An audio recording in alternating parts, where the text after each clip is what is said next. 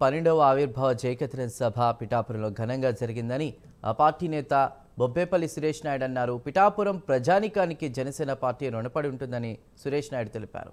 పవన్ కళ్యాణ్ హిందూ ధర్మాన్ని పరిరక్షించడానికి అడుగులు ముందుకు వేస్తున్నారని ఆయన అన్నారు. యువత రాజకీయాల్లోకి రావాలని పవన్ కళ్యాణ్ దిశానిర్దేశం చేశారని సురేష్ నాయుడు అన్నారు.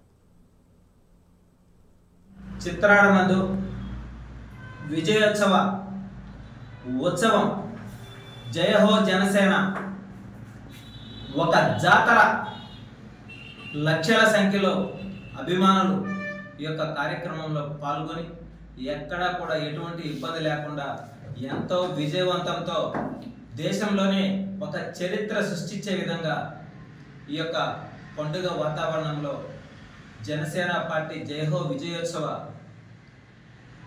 పండుగ జరుపుకోవడం జరిగింది. అయితే ఈ పండుగ కనీ విని ఎరగని రీతిలో మాటలు చూస్తే చాలా విచిత్రంగా విడ్డూరంగా ఉన్నాయి. ఆయన గతంలో కూడా జనసేన పార్టీల ఎమ్మెల్యేగా కూడా పోటీ చేసినటువంటి దాఖలను కూడా మనం చూసాం. హిందూ ధర్మం గురించి, సనాతన ధర్మం గురించి పవన్ కళ్యాణ్ గారిని ప్రశ్నించే స్థాయి మీది లేదయ్యా.